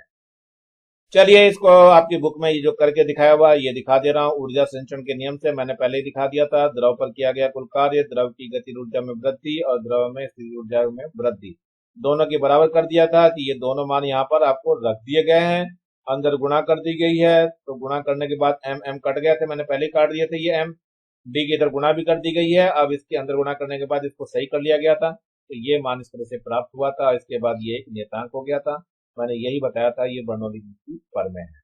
तो चलो आगे थोड़ा सा बढ़ते हैं, इसमें कुछ विशेष स्थितियां भी पढ़ लेते हैं क्या है। यदि नली क्षतित हो गई तो H1 का मान H2 के बराबर जाएगा, तो H1 H2 हट जाएंगे और बाकी केवल सूत्र इतना ही रह जाएगा, P1 plus 1/2 d V1 square बराबर P2 प्लस 1/2 V2 स्क्वायर। तो ये एक समीकरण मिल जाएगी। इसका मतलब क्या हुआ, P plus 1/2 d V square एक नियतांक हो जाएगा। लेकिन ये क्षैतिज नली के लिए ध्यान रखना, ये क्या है, क्षैतिज नली के लिए। जब तक नली क्षैतिज नहीं होगी तब तक नहीं माना जाएगा। कुछ महत्वपूर्ण निष्कर्ष भी देख लेते हैं क्या है। अब समीकरण जो पीछे थी उसमें देख लेते हैं क्या है। P plus D G H बराबर नियतांक माइनस 1/2 डी स्क्वायर हो गया। अब समीकरण 8 से क्या हो गया, P बराबर नियतांक माइनस 1/2 डी स्क्वायर हो जाएगा। ये कुछ महत्वपूर्ण नियतांक है, इससे आप कर लेंगे, इसको तैयार कर लेंगे। अब जो है इसमें यही चीज खास कर आ गई, तो इसका मतलब क्या हुआ कि जहां पर वेग ज्यादा होगा वहां पे दाब कम होगा। तो गहरा जल शांत बहता है, क्यों बहता है, जहां गहरा जल होता है वहां दाब जो है अधिक होता है, और बर्नौली का प्रमेय के अनुसार दाब अगर अधिक होगा तो वहां पर वेग कम होगा, यानी जल का प्रवाह जो होगा वो कम हो जाएगा। चलिए बर्नौली का परिमेय के अन्य रूप भी देख लेते हैं, क्या क्या रूप हैं इसके। तो बर्नौली का परिमेय पहले तो यही है, हमारे सूत्र है P1 plus 1/2 D V one square plus D G H one बराबर P2 plus 1/2 D V two square plus D G H two. ये हो गई समीकरण। इसमें क्या करा हमने, डी से भाग कर दिया दोनों तरफ, तो डी सबके उड़ा दीजिए, तो यहाँ P1 बटे डी हो जाएगा 1/2 V1 स्क्वायर हो जाएगा, फिर जी एच वन हो जाएगा बराबर P2 बटे D plus 1/2 V2 square plus G H two आ जाएगा। इसका मतलब सब में से 1 हटा दीजिए, तो P बटे D plus 1/2 V square plus G H बराबर एक नियतांक हो जाएगा। तो ये सूत्र बन जाएगा एक। इसका मतलब क्या हुआ, ये एकांक द्रव्यमान पर हो गया। यह प्रति एकांक द्रव्यमान के लिए बर्नौली का प्रमेय का रूप है। अतः आदर्श द्रव के धारा रेखी प्रवाह के लिए प्रति एकांक द्रव्यमान की कुल ऊर्जा नियत रहती है, ऐसा भी सिद्ध करने के लिए देते हैं लोग। चलिए आगे भी रूप बदलते हैं, ये दूसरा रूप भी दिया जा रहा है बर्नौली का प्रमेय से ही। सूत्र वही है, P1 plus 1/2 D V one square plus D G H one बराबर P2 plus 1/2 D V two square plus D G H two. इसमें डी जी से भाग कर दिया गया, देखो यहाँ पे डी जी से भाग कर दिया गया है, तो डी जी यहाँ पे आ जाएगा, यहाँ पे जी तो बचा रहेगा, डी कट जाएगा और एक H1 रह जाएगा, डी यहाँ पे जी कट जाएंगे, ऐसे P2 डी जी आ जाएगा कौन में बटे 1/2 बी टू स्क्वायर बटे जी प्लस का H2 हो जाएगा। तो ये वास्तव में क्या हो गया, P बटे डी जी हो गया, और यहाँ 1/2 बी स्क्वायर बटे जी हो गया प्लस H हो गया बराबर नियतांक आ गया। तो ये भी इसका बर्नौली प्रमेय का रूप है, लेकिन एकांक भार पर है ये। प्रति एकांक भार के लिए बर्नौली का प्रमेय का रूप है ये, यानी शब्दों में क्या कहें, दाब शीर्ष, वेग शीर्ष और स्थिति की शीर्ष बराबर एक नियतांक होता है। तो ये भी आपको एक रूप दिया हुआ है, इस रूप के रूप में भी याद रखना है इस बर्नौली के प्रमेय को। बर्नौली की प्रमेय की कुछ सीमाएं भी होती हैं, हर एक की सीमाएं होती हैं, जरा हम सीमाओं को भी जान लेते हैं, किस सीमा से परे नहीं जाना है। नंबर 1, बर्नौली प्रमेय की व्युत्पत्ति के समय यह कल्पना की गई है कि नली के किसी भी परिच्छेद पर द्रव के प्रवाह का वेग एक समान रहता है, किंतु वास्तव में नली के अक्ष पर द्रव के प्रवाह का वेग अधिकतम एवं नली की दीवार के संपर्क में वेग न्यूनतम होता है, यानी वास्तव में ऐसा होता नहीं है। नंबर 2, जब द्रव बहता है तो उसकी आंतरिक परतों में आपेक्षिक वेग के कारण श्यान बल कार्य करने लगता है, किंतु प्रमेय की व्युत्पत्ति में श्यान बल को हमने अनुपस्थित माना है। चलिए नंबर 3 देखते हैं क्या है। बर्नौली प्रमेय आदर्श द्रव के लिए सत्य है, किंतु कोई भी द्रव ऐसा नहीं है जो आदर्श होता हो। नंबर 4, यह माना गया है कि जब द्रव बहता है तो उसकी ऊर्जा में कोई क्षति नहीं होती, जबकि द्रव की गति ऊर्जा का कुछ भाग उष्मा आदि में खत्म हो जाता है, यानी समाप्त हो जाता है। नंबर 5, यदि द्रव वक्र पथ में बह रहा है तो अभिकेंद्र बल के कारण ऊर्जा पर भी विचार किया जाना चाहिए, किंतु ऐसा नहीं करते हैं। तो ये कुछ सीमाएं हैं, सीमाएं आप लोगों को याद रखनी पड़ेंगी। चलिए थोड़ी बर्नौली का प्रमेय का अनुप्रयोग देखते हैं, कहाँ कहाँ प्रयोग होता है इसका। तो ये अनुप्रयोग है, तो सबसे पहला ही आ रहा है टॉप ग्रेड का वेंचुरी मापी। ये वेंचुरी मापी आपको दिखाया जा रहा है। तो वेंचुरी मापी होता है क्या है, यह एक ऐसा उपकरण है जिसकी सहायता से किसी नली में बहने वाले द्रव के प्रवाह की दर ज्ञात की जाती है। यह उपकरण बर्नौली के प्रमेय पर आधारित है। यह आपको चित्र दिखाया दिया है, इन दोनों में जो ये अंतर दिखाई दे रहा ना, ये द्रव की ऊंचाइयों का अंतर, इसी अंतर को हम देख करके पता लगाते हैं। तो यहाँ पर दिखाई दे रहा है, ये क्षेत्रफल है आपका A1 क्षेत्रफल है, ये दिखाई दे रहा है यहाँ पर A1 है, यहाँ पे द्रव का वेग V1 है, क्योंकि यहाँ क्षेत्रफल ज्यादा है तो वेग कम होगा, तो यहाँ पे ऊंचाई ज्यादा चले जाएगा, ये द्रव में ऊंचाई ज्यादा हो जाएगी। और यहाँ पर क्या है, क्योंकि वेग ज्यादा हो जाएगा, शंकरा है यहाँ पे क्योंकि छोटा है ये, तो वेग क्या होगा, ज्यादा हो जाएगा, और जहां पर वेग ज्यादा होगा वहां पर क्या होगा, ये ऊंचाई कम हो जाएगी, दाब कम लगेगा, तो ये ऊंचाई कम होगी। इन दोनों का जो अंतर है वो स्मॉल h है, इसी से हमें सिद्ध करके दिखाना है कुछ। चलिए देखते हैं क्या है। संरचना आपको बताई दी, अभी मैंने वेंचुरी माप की बनाओ, अभी चित्र में जो दिखाया वही है। अब इसमें ए बी एक क्षैतिज नली होती है जिसके बीच का भाग सी संकीर्ण होता है। इस नली के साथ दो ऊर्ध्वाधर नलियां एम और एन जुड़ी होती हैं। वेंचुरी मापी को उस नली के साथ क्षैतिज में जोड़ दिया जाता है जिसमें द्रव बहने वाले द्रव के प्रवाह की दर को ज्ञात करना होता है। तो ये उपकरण जोड़ देते हैं इसमें। चलिए अब आगे हैं, यहाँ पे कार्यविधि क्या काम है इसका देखते हैं जरा। जब द्रव की नली ए बी में प्रवाहित हो रहा होता है तो अविरतता के सिद्धांत से सी पे द्रव के प्रवाह का वेग ए पर द्रव के प्रवाह वेग से अधिक होता है। अतः बर्नौली पर में सी पर दाब ए की तुलना में कम होगा। अब यदि ए पर दाब P1 तथा बी पर दाब सी पर दाब P2 हो तब क्या होगा, P1 is greater than P2। मान लिया ए पर यह अनुप्रस्थ काट का क्षेत्रफल A1 तथा द्रव का वेग V1, इसी प्रकार सी पर नली के अनुप्रस्थ काट का क्षेत्रफल A2 तथा द्रव का वेग V2 है। इस नली में चूंकि धारा रेखी प्रवाह है तो सांतत्य समीकरण लग जाएगी, यानी अविरतता का सिद्धांत लग जाएगा। A1 V1 बराबर A2 V2 ये लगा दिया गया, तो A1 बटे A2 का मान कितना आ जाएगा, V2 बटे V1 आ जाएगा। अब बर्नौली का प्रमेय ले लेते हैं। अब यहाँ पे अविरतता के सिद्धांत से आपने देखा ही था, ये मान हो गया था, समीकरण नंबर 1 हो गई थी। बर्नौली की प्रमेय क्या बोलती है, P1 plus 1/2 D V1 square, क्योंकि क्षैतिज है तो ये इतना ही काम करेगा, और बराबर हो जाएगा P2 plus 1/2 D V2 square. चलिए इधर भेज देते हैं, तो P1 माइनस P2 कितना हो जाएगा, इसको लेफ्ट हैंड साइड ले आ रहे हैं, इसको राइट हैंड में ले जाइए, तो 1/2 हो जाएगा, डी हो जाएगा V2 का स्क्वायर माइनस 1/2 डी V1 का स्क्वायर। चलिए इसमें से देखते हैं, और तो ये हो गया आपका P1 माइनस P2 बराबर 1/2 डी कॉमन ले लीजिए, कितना बच जाएगा, V2 का स्क्वायर माइनस V1 का स्क्वायर बच जाएगा। अब इसमें V1 कॉमन ले लेते हैं, तो ये कितना हो जाएगा, 1/2 डी, ये हो गया V1 का स्क्वायर कॉमन ले लिया आपने, तो कितना बच जाएगा यहाँ से, ये हो जाएगा V2 का स्क्वायर बटे V1 का स्क्वायर माइनस 1 बच जाएगा। अब लेकिन यहां से मान देखिए, समीकरण 1 से इसका मान धरेंगे तो ये A1 बटे A2 हो जाएगा, तो ये मान आ जाएगा, तो कितना हो जाएगा, 1/2 डी V1 का स्क्वायर, यहाँ हो गया कितना, A1 का स्क्वायर हो जाएगा बटे A2 का स्क्वायर हो जाएगा माइनस 1। समीकरण 1 से ध्यान रखना, समीकरण 1 से रखा है मान हमने। ये आपका P1 माइनस P2 चल ही रहा है।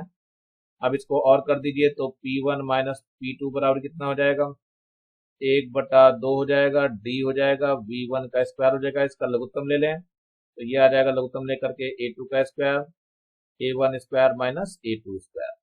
अब ये मान जो है एच डी जी के बराबर था, P1 माइनस P2 जो हो जाएगा ये एच डी जी के बराबर होगा। यहाँ पर क्या रखना है, यहाँ एच रखेंगे, डी रखेंगे, जी रखेंगे, तो कितना हो जाएगा, 1/2 हो जाएगा, डी हो जाएगा, V1 स्क्वायर हो जाएगा, और क्या आ गया, A1 का स्क्वायर माइनस A2 का स्क्वायर, और बटे में A2 का स्क्वायर आ जाएगा। तो यहाँ ध्यान से देखो, डी से तो डी कट जाएगा और ये जी एच बचा रह गया।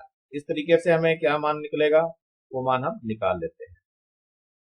अब यहाँ से V1 स्क्वायर का मान निकालना है, चलो देखते हैं कैसे निकलता है। इधर तो सबको इधर भेज देते हैं हम, तो ये हो जाएगा V1 का स्क्वायर बराबर, देखो ध्यान से, ये 2 तो इधर चलेगा, 2GH हो जाएगा यहाँ पे, तो 2GH हो गया, और ये A2 का स्क्वायर ऊपर पहुंच जाएगा, और बटे में कितना हो जाएगा, ये A1 का स्क्वायर हो जाएगा माइनस A2 का स्क्वायर हो जाएगा।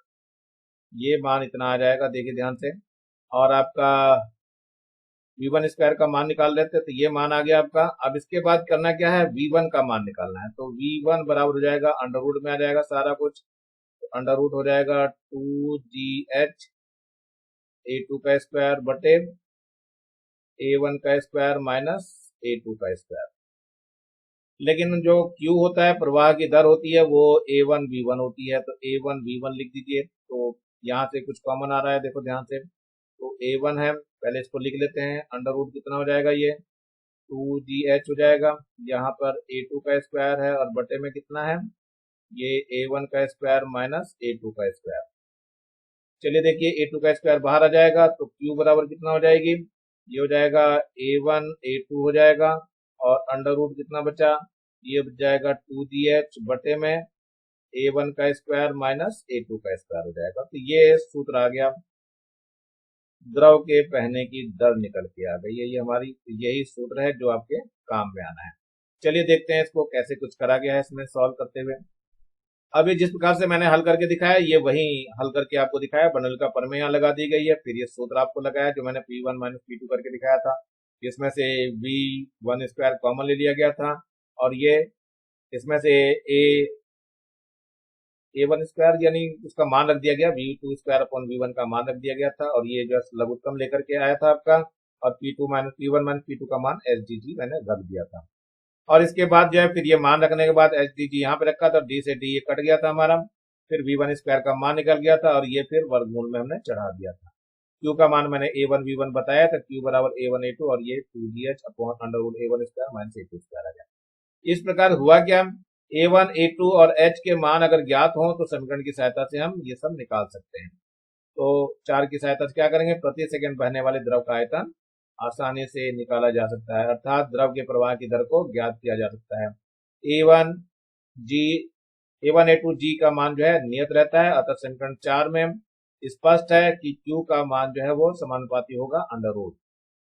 अतः द्रव की प्रवाह की दर अधिक होने पर ऊर्ध्वाधर नलियों में द्रव की नलियों का अंतर अधिक होता है, तो वो अंतर ही अधिक होता है जिसके कारण ये होता है। ध्यान रखना कौन सा अंतर है, दिखा दे रहा हूं मैं, ये वाला अंतर आपका अधिक होता है, ये अंतर अधिक होता है। अगर नलियों में अंतर ज्यादा होगा प्रवाह तो ये अंतर बहुत अधिक दिखाई देगा। चलिए थोड़ा सा गणित की तरफ देख लेते हैं क्या चीज होता है गणित। ये आप लोग जाते हो जब कहा, या तो आप लोग सेविंग दुकान पे जाते हैं, तो नाई की दुकान पे जाते हैं तो ये स्प्रे की मशीन मिलती है आप लोगों को, या ब्यूटी पार्लर में जाते हैं तो भी ये चेहरे पे छिड़कने के लिए जो है इसका इस्तेमाल किया जाता है। आजकल वैसे बंदूक जैसी दिखाई देती है आपको, लेकिन पहले ये रबड़ की गेंद की तरफ हुआ करती थी। चलिए कोई नहीं, देखते हैं, ठीक है। तो इसका उपयोग जो है नाक या गले में दवाई डालने या इत्र गुलाब वगैरह छिड़कने के काम में आता है। स्कूटरों व मोटर कारों की वार्निश वगैरह पेंट वगैरह करने में भी ये काम आता है। तो ये संरचना इसकी देखनी है। कणित्र की बनावट जो है कणित्र है, चित्र में दे दी गई है। इसमें एक ऊर्ध्वाधर नली ए बी होती है, जिसका निचला सिरा एक पात्र में रखे द्रव में डूबा होता है, जिसका दूसरा सिरा जेट के आकार का होता है और एक क्षैतिज नली के संकरे भाग से जुड़ा होता है। क्षैतिज नली के एक सिरे पर रबड़ की गेंद लगी होती है तथा दूसरा सिरा जेट के आकार का होता है। कार्य विधि देखो क्या होता है, जब रबड़ की गेंद को दबाते हैं तो क्षैतिज नली में वायु तीव्र वेग से बहने लगती है, अर्थात ऊर्ध्वाधर नली ए बी के सिरे ए पर बर्नौली प्रमेय के अनुसार दाब कम हो जाता है, जबकि पात्र के अंदर का दाब वायुमंडलीय दाब के बराबर होता है। दाबांतर के कारण द्रव नली में ऊपर चढ़ जाता है तथा वायु के साथ फुहार के रूप में क्षैतिज दिशा में निकलने लगता है। देखिए यहाँ पर क्या होता है, यहाँ पर जैसे ही इसको दबाया जाता है, जैसे दबाएंगे तो यहाँ से वायु का वेग बड़ी तेजी से निकलेगा, और तेजी से निकलने के बाद यहाँ तो दाब आपका वायुमंडलीय दाब पड़ रहा है, वायुमंडलीय दाब है यहाँ पे, और ऊपर जो है वेग ज्यादा हो गया, दाब कम पड़ जाएगा यहाँ पे। तो दाब जैसे ही कम होगा, यहाँ से नीचे से जल ऊपर चढ़ना चालू हो जाएगा और हवा के साथ मिलकर के ये तेजी से फुहार के रूप में आना शुरू हो जाता है। यही इसका सिद्धांत है।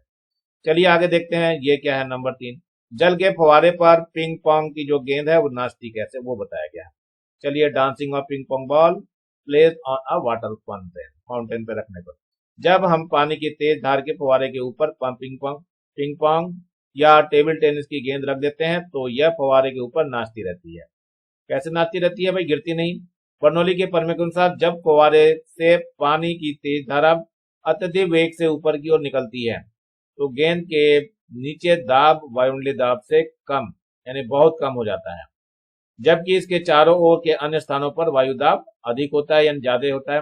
अतः गेंद पर धार को छोड़ करके एक ओर गिरना चाहती है तो उसके चारों ओर हवा का बाहर से उसे पुनः तेज धार की ओर दबा देती है और गेंद से बाहर गिरने में रुकावट पैदा कर देती है। इस तरह गेंद बाहर की ओर नहीं गिर पाती है और फव्वारे के ऊपर नाचती रहती है। ये दिखाया हुआ है, ये नाचते हुए आपको दिखाया है। इसको तो आप लोग अच्छी तरह से देखते हो, दिखाई भी देता है आप लोगों को कई जगहों पे। चलते हैं, वायुयान के पंखे के बारे में बहुत ज्यादा पूछा जाता है बच्चों, ये एग्जाम में बहुत पूछते हैं इसके, ये बहुत ज्यादा इंपॉर्टेंट है आपको। तो चलो देखते हैं, इसमें पहले पढ़ लेते हैं, इसके बाद मैं यहाँ पे समझाता हूँ चित्र में। तो वायुयान के पंखों को इस प्रकार बनाया जाता है कि इसके ऊपरी वक्र पृष्ठ होता है ऊपर का हिस्सा, और निचला पृष्ठ समतल होता है, बिल्कुल कम वक्र पृष्ठ वाला होता है, और सामने का भाग गोलाकार तथा पिछला भाग चपटा होता है। पंखों के ऊपर नीचे वायु का प्रवाह धारा रेखी होता है। पंखों का विशेष आकृति होने के कारण पंखों के ऊपर नीचे की तुलना में अधिक मार्ग तय करना पड़ता है। अतः पंखों के ऊपर वाली भाग में वायु का वेग अधिक हो जाता है, निचले भाग में कम हो जाता है।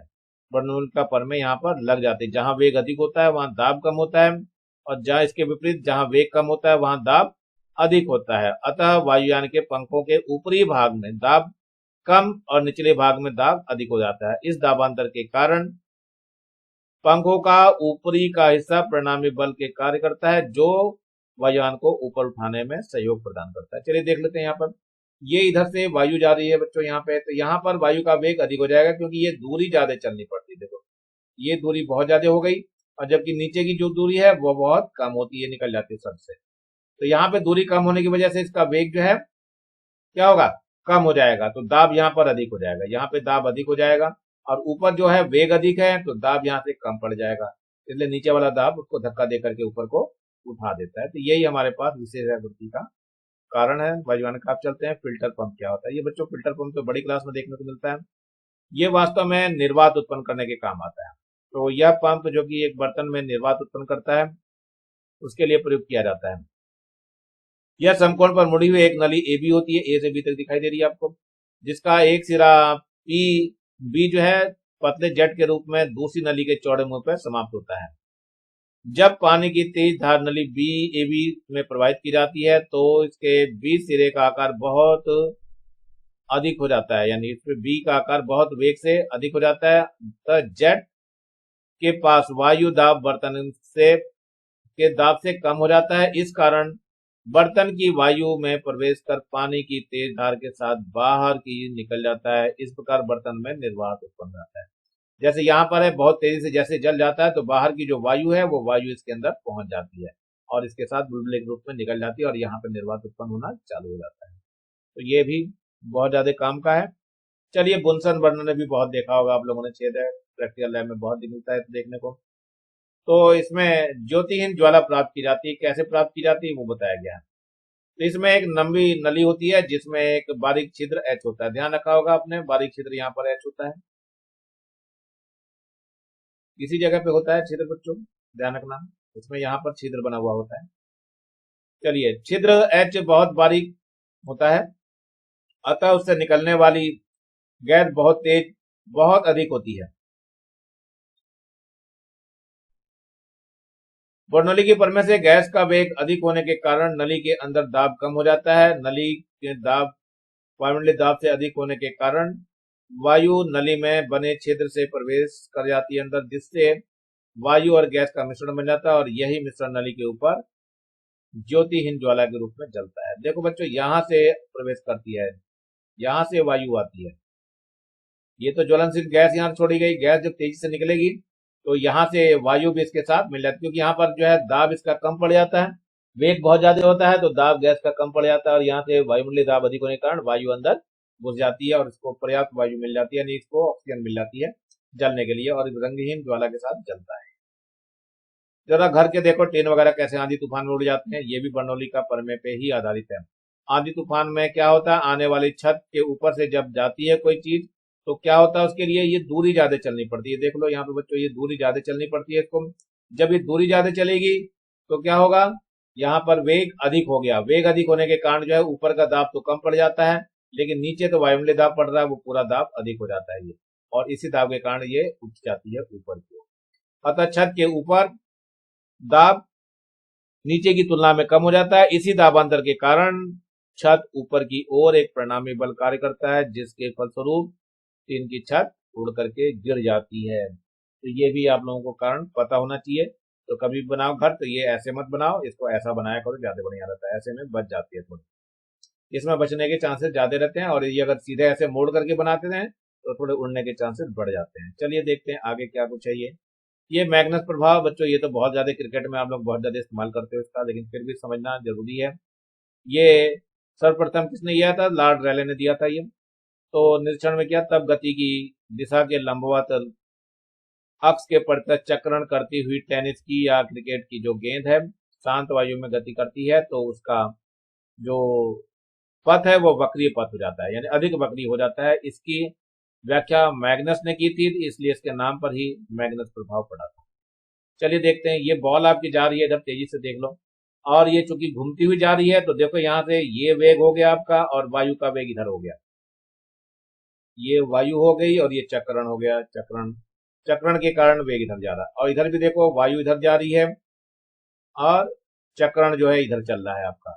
तो ध्यान से देखो, यहाँ दोनों की गति विपरीत हो गई, ये गतियां इनकी विपरीत हो गई और यहाँ पे गति एक ही दिशा में है, तो यहाँ पर वेग अधिक हो गया, वेग अधिक होते ही दाब कम हो जाएगा यहाँ पर, और ऊपर का दाब अधिक हो जाएगा तो ये नीचे की ओर दबा देगा, तो परिणामी वेग आपको यहाँ दिखाए, दाब अधिक हो गया, यहाँ पे देखो दाब कम पड़ गया है, तो ये गति करती हुई नीचे की ओर दब जाएगी और मुड़ जाती है ये। तो यही कारण है, ये गेंद का क्या दिया हुआ, दाईं ओर का गति करने के कारण वायु का पीछे की ओर बहना, ये गेंद की चक्रण की गति के कारण वायु की गति, और इसके बाद गेंद के मार्ग में अधिक वक्रीय होना, यानी टप्पा जो है, जो बैट्समैन होता है उसके अनुसार, जैसे वो सोचता है कि टप्पा मेरे बैट के आसपास लगेगा, लेकिन उससे पहले टप्पा खा जाती है और सीधे विकेट के अंदर घुस जाती है। तो यही इसमें बताया हुआ है। मान लो गेंद बाईं ओर से दाईं ओर चक्रण करती हुई गति कर रही है, जब गेंद आगे की ओर बढ़ती है तो उसके आगे की वायु गेंद द्वारा छोड़े गए खाली स्थान की पूर्ति हेतु पीछे की ओर दौड़ती है। इस प्रकार गोताखोर की, इस प्रकार धारा रेखाओं की दिशा दाईं ओर से बाईं ओर हो जाती है।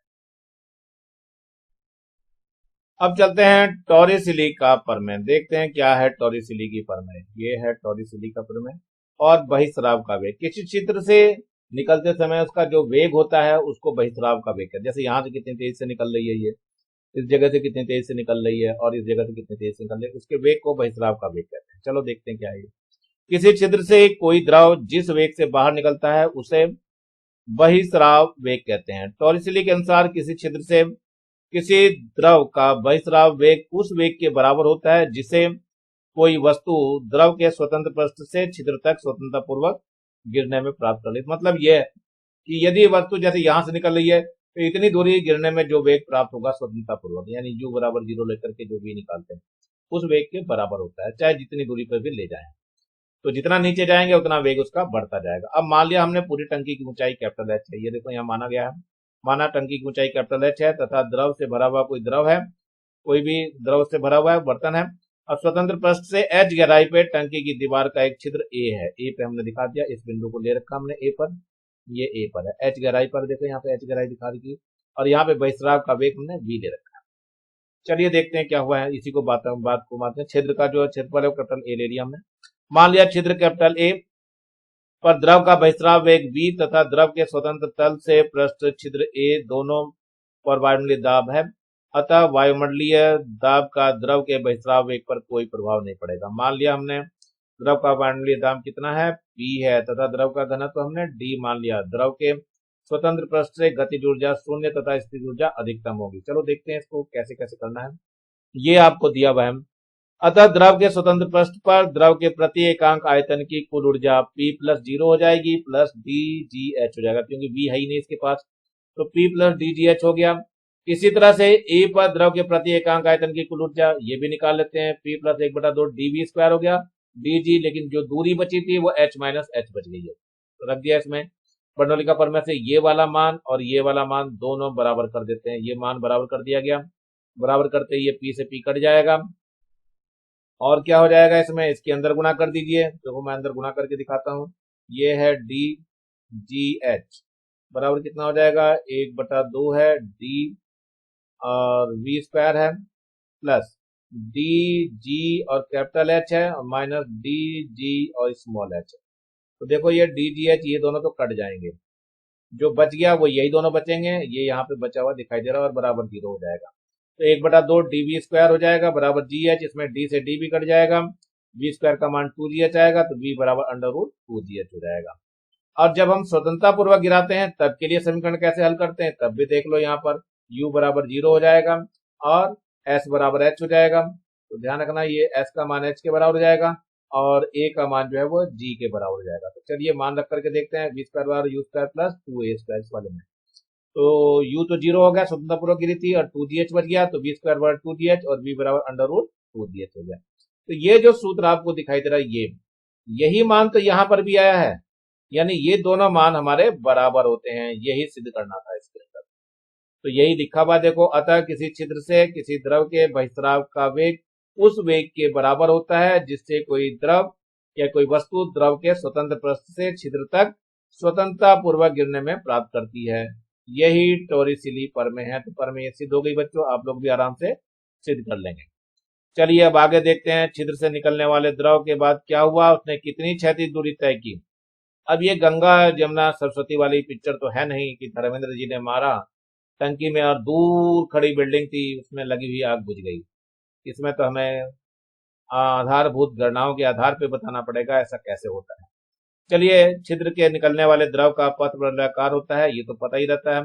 टंकी के तली के छिद्र ए से निकलने वाली जो ऊंचाई होगी capital H minus small H, बताई दी थी मैंने, नहीं बताई है तो देख सकते हो यहाँ पर, ये आपका स्मॉल एच है, कैपिटल एच ये दिया हुआ है। तो जो रेस्ट ऑफ पार्ट बचा वो इतना पार्ट बचा हुआ है, ये दिखा दो, यहाँ लिख के दिखा दे रहा हूं मैं, capital H minus small H हो जाएगी, ये वाली दूरी बताई गई थी। चलिए हो गई आपका, ये एच माइनस एच हो गई, तय करने में लगा समय हमने टी मान लिया है। तो गति के समीकरण एस बराबर U T plus half of A T square होता है, मान रख दिया, यहाँ एस की जगह एच माइनस एच रख दिया गया, ये जीरो हो गया और 1/2 जी टी स्क्वायर हो गया। इससे टी का मान निकल के आएगा, कितना आ जाएगा, √2 capital H minus H small G, यानी ये मान आ जाएगा, समीकरण 2 हो गई। अब जो है क्षैतिज गति में सूत्र तो सिंपल सा लगता है, दूरी बराबर चाल गुना समय, ये सूत्र लगा हुआ है, दूरी बराबर चाल गुना समय, क्योंकि क्षैतिज में त्वरण तो होता नहीं है, तो हमने मान रख दिया, तो एस का मान तो एक्स हो गया, एस ध्यान रखना एक्स है, और v √2gh निकाला था आपने, और h का मान जो है ये मतलब t का मान ये आपने अभी निकाला, ये t का मान यहाँ रख दिया गया। तो रखने के बाद क्या हो जाएगा, ये इसमें g से तो g कट जाएगा, ये g और ये g कट जाएंगे यहाँ पर, तो 2h बच गया, 2 दूनी 4, 4 का तो 2 बाहर आ गया, और ये बच गया ये, तो x बराबर कितना आ गया, वास्तव में 2 हो गया, और ये कितना आ गया, h हो गया, और h माइनस स्मॉल h हो गया। तो क्या हो गया, इसमें यही चीज बतानी है, छिद्र चाहे द्रव के स्वतंत्र पृष्ठ से h गहराई पर हो या इतने गहराई पर हो, तो टंकी की तली की ऊंचाई h हो तो द्रव द्वारा तय की गई क्षैतिज दूरी x का मान उतना ही रहता है, ये बदलता नहीं दोस्तों। चलिए, ये सूत्र आपका आ गया है। अब इसमें x मैक्सिमम के लिए निकालना हो तो क्या होता है, x मैक्सिमम के लिए जो h का मान है वो h/2 होना चाहिए। देखो यहाँ पर रख देता हूँ, तो x मैक्सिमम निकल जाएगा, कैसे निकलेगा, यहाँ 2 हो गया, अंडर रूट यहाँ कितना हो जाएगा, h/2 हो जाएगा, और h माइनस h/2 लेंगे तो h/2 ही बचेगा, तो यहाँ 2 है और ये h/2 ही आएगा, कुल मिलाकर के ये h आ जाएगा, यानी x मैक्सिमम कितना हो जाएगा, कैपिटल H के बराबर होगा। यानी जितनी ऊंचाई तक की टंकी है, अगर मध्य में हमने छेद करा तो ऊंचाई के बराबर क्षैतिज दूरी तय करेगी। इसी को हम आगे बताने जा रहे हैं आपसे। ये दिया हुआ है, क्षैतिज दूरी x का मान अधिकतम होगा कब, जब इसका मान अधिकतम होगा। ये मान अधिकतम कब होगा, जब इसका डिफरेंशिएशन लेंगे और जीरो रख देंगे। जीरो रखने के बाद जो ये मान निकाला जा रहा, तो ये h का मान कितना हो गया, ये h का मान कितना हो जाएगा, h माइनस 2h हो गया, तो h का मान h/2, जो कि मैंने पीछे बता दिया था आपको, समीकरण 3 में हमने मान रख दिया था, मान रख करके भी दिखाया था, और h के बराबर भी निकाल के दिखाया था। अतः छिद्र टंकी के ठीक मध्य में होता है, तो निकलने वाले द्रव की क्षैतिज दूरी अधिकतम होगी और वह अधिक दूरी तक द्रव पहुंचेगा। तो मतलब जैसे ये टंकी दिखाई गई थी आपको, ये टंकी थी यहाँ पे, इस टंकी में ये छिद्र नहीं है बच्चों, ध्यान रखना, इसमें द्रव भरा हुआ है। तो यहाँ पे बाई चांस को छिद्र हमने यहाँ कर दिया, तो जितनी ऊंचाई टंकी की है, ये वाली ऊंचाई, ये ऊंचाई और ये वाली ऊंचाई दोनों बराबर हो जाएगी, यानी द्रव इतनी दूर जाके गिरेगा, यानी जो x जो दूरी आई थी वो कैपिटल H के बराबर हो जाएगी, यानी ये जो है कैपिटल H के बराबर हो जाएगी। ध्यान रखना, इसके अंदर द्रव भरा हुआ है बच्चों। ये यहीं पे मैं लेसन समाप्त कर रहा हूँ, ये लेसन आपका समाप्त हो रहा है, बाकी आप लोग करेंगे इसको तैयार। नीचे एक लाल रंग का बटन दिखाई दे रहा है, इसको दबा के सब्सक्राइब करेंगे और ज्यादा से ज्यादा बच्चों को शेयर करेंगे, जिससे ज्यादा बच्चों को फायदा हो सके।